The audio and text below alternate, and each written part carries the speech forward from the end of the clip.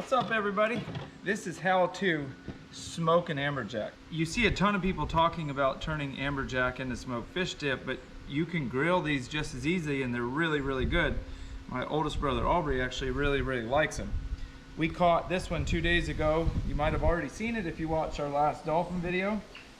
Kelly's gonna do something really cool on her channel with these carcasses. She's gonna go get a big pot, boil them down. She's starting a garden and a butterfly garden and some chicken coops, and she's gonna make organic natural fertilizer with that and the carcass from this and everything that we start to catch. We'll save it and she's gonna show you all how to do that, and that will be really, really cool. I want his shoulders and everything, so I'm using my big 9-inch Danko that you don't see me use often, but I'm using it on this big dude. And I've got my wire glove on because I got PTSD from about cutting my thumb off not too long ago. And the reason I'm using this big one is this dude's rib bones are serious. And luckily, this knife cuts through them like butter. Look at that. Big, huge, gorgeous chunk. All I got to do now is come in here and trim some of this off, because this collar, like if you eat a lot of chicken and you're used to eating dark meat, the collar is really the dark meat of the fish, and it tastes so good. It's got flavor in it. You know how the white meat in chicken doesn't have much flavor? Look at that beautiful chunk. Now I can take this and lay it on the smoker just like this. It'll take a little while to do it, and y'all are gonna see the whole entire process. Now, a lot of times amberjacks will have worms in them, and for some reason they'll always be near the end of the tail piece.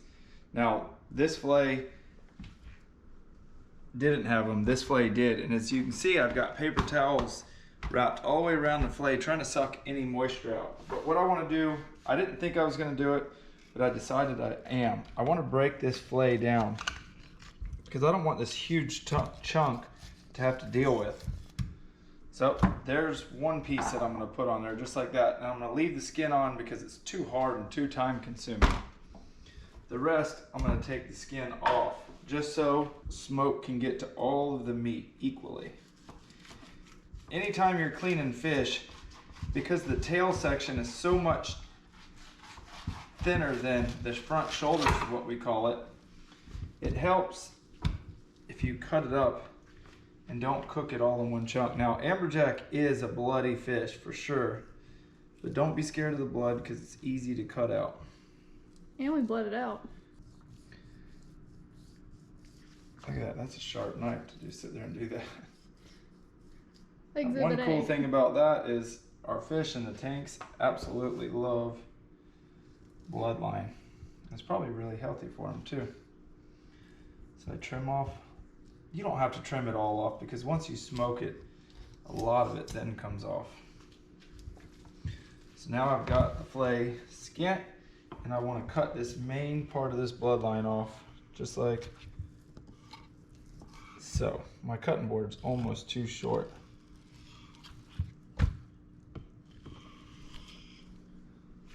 Just like that. Take and make one more cut. Now, while we're sitting here doing this, we can go ahead and tell you that Kelly and I got on a new deer lease. We've got a new purchase that we recently made coming. There's a lot of big things coming, and I'm so excited to show you guys, but we don't want to show you until it gets here. So that's one piece. Now, here's a great example for those of y'all that are new to cooking fish. I want to cut this last little bit off right there. You see how thick the fillet is, and then it peters out to nothing?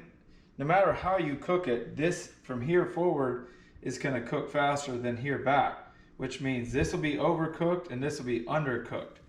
So I try to like find that happy medium, which is about right there, and I'll separate them. That way when they're on the smoker, I can flip them and see which one's done and which one's not, and I can rotate them.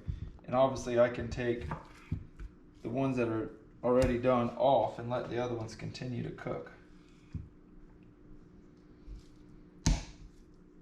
Those are some nice chunks. Yeah, for real. I don't feel bad eating this AmberJack because he really hurt my back yesterday. I'm not gonna lie. He was pulling. My back isn't doing great right now. So that's how I break down a fillet. There is a little rib bone in here I keep feeling, but once it's smoked, it'll literally fall out, so I'm not worried about it. Now I want to go ahead and season everything up and put it on the smoker. So now you can see that I have everything ready to go. Some are bigger, some are smaller, and I've got the throats right here. I'm not going crazy with the seasoning right now because I like to season my dip. You got to remember that the mayonnaise you put in there, pretty much all the ingredients you put in your dip are super salty. And if you get carried away at this process, it'll be too salty at the end. At least when you're making your dip, you can taste it as you go. And you know, all I'm really showing you is how to properly smoke this meat and make dip like I make it. There's a gazillion ways to make it, and you can season it how you want. And this AmberJack is a really, really good fish. I've seen a ton of people brine their fish to smoke it, and I've smoked a ton. I've never seen a reason to brine it, ever, not even close. Now this is just olive oil spray. I'm not spraying it on the meat, just the skin so it doesn't stick. So don't think I'm going cheap there with olive oil. Now, I'll just put some salt on them. And it all can go on the smoker. My whole point is to get this meat smoked. I can season it later. That's a good tip. Yeah, if you go overboard with seasonings now, you can't take seasonings off. You can always add it. I've got my grill at 226. And if you're wondering how long, I really don't ever know how long. Depending on the moisture in the meat, some cooks quicker than others. I just really pay attention and watch it. I don't ever set a time.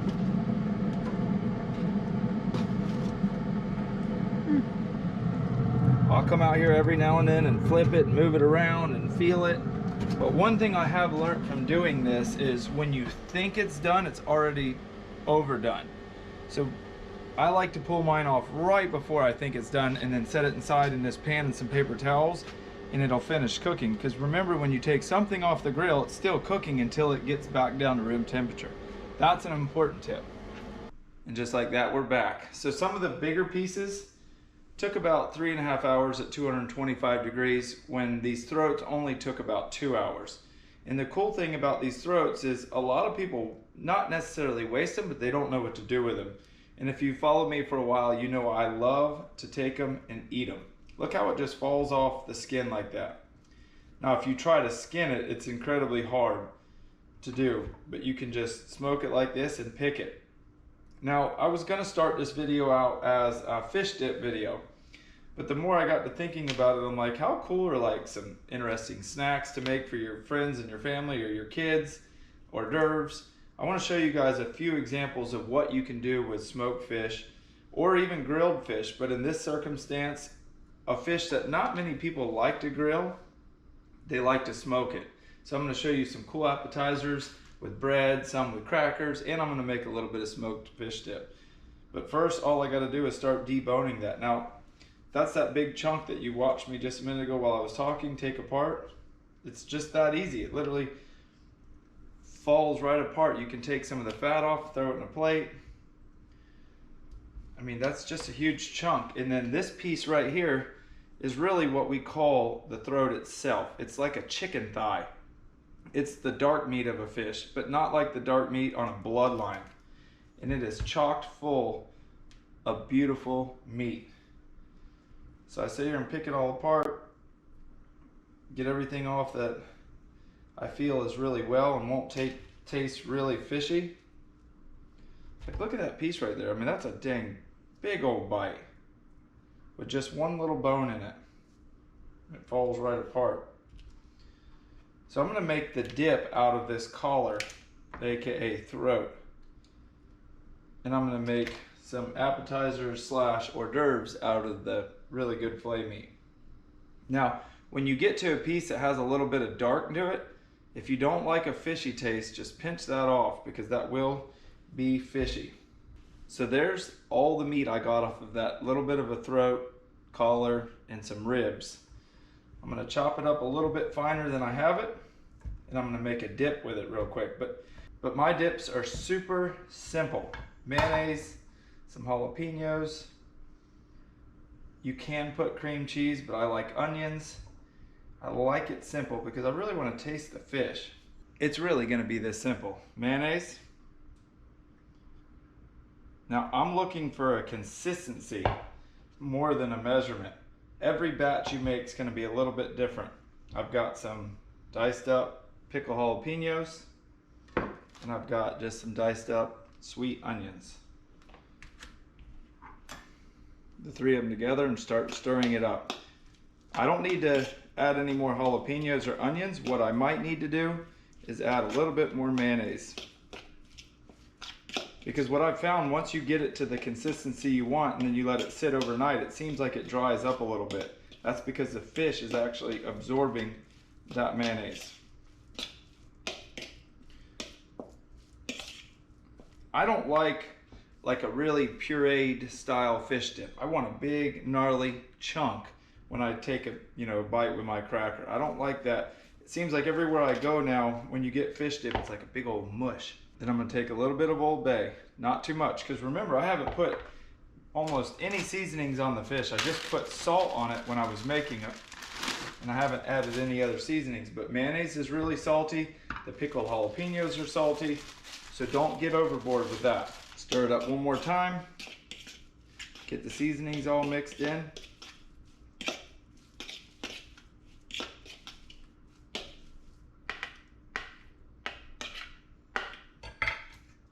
Take you a cracker.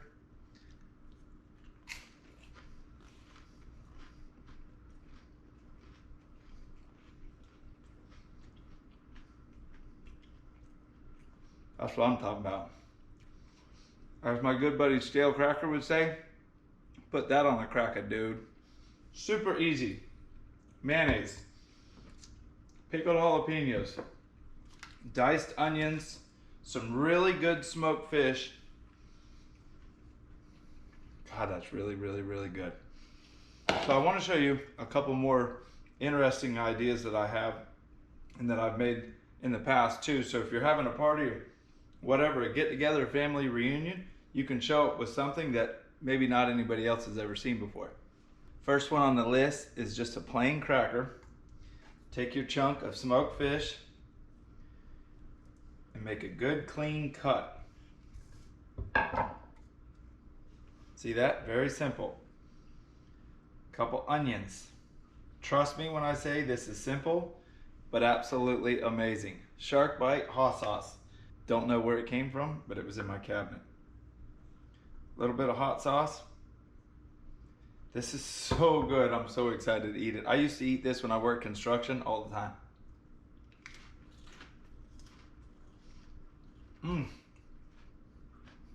That is such a good combination. I could eat that all day. Now, obviously, somebody probably sent this to Kelly because it says shark bite. And if you're wondering where Kelly's at right now, she's at Home Depot. So I'm filming by myself. It's nice and easy. She helped me all day yesterday. I've got one more that I want to show you. I've got some hoagie rolls that I sliced, put some butter, toasted. I've got my regular smoked fish with nothing on it, just smoked fish. Got a couple pieces of onions, and I'm going to take some mozzarella cheese and sprinkle it on top. Like I said, this will be really good for like a party, anything that you're doing where you're hosting yourself, or if you just want a good snack. The second one, I'm going to throw you all for a little bit of a loop. I'm going to take some of the dip that has mayonnaise and a little bit of onions, a little bit of Old Bay, and some jalapenos. I'm going to put a couple more onions on top. And I'm going to put some mozzarella cheese. Put them in the oven until the cheese is melted, maybe a little brown on top, and then I'm going to top it with some other stuff, and we'll try it and see how this turns out. Oh yeah, look at that. Ooh, that's going to be good. Now you see, I took one fish made 3 different things out of it, and you could still make another 50 things out of it. It just goes to show when you're not scared to try something, awesome things will come your way. I promise you these 2 are gonna taste absolutely amazing, but they're too hot to try right now. I think you can already tell they're gonna be good. I need to get to editing. We got some big things coming. I hope y'all enjoyed this video. It wasn't really about fishing, it was about what you can do with 1 fish. Thanks for watching, thanks for subscribing. But like my son Jake always says, it's time to get up out of here and get the heck out of shape. Don't get whooped. He's whooping me. Oh, is it another AJ? I don't know, it's not fighting thing. Jewfish or Goliath grouper maybe? I don't know. Ooh. I'm Come on. back.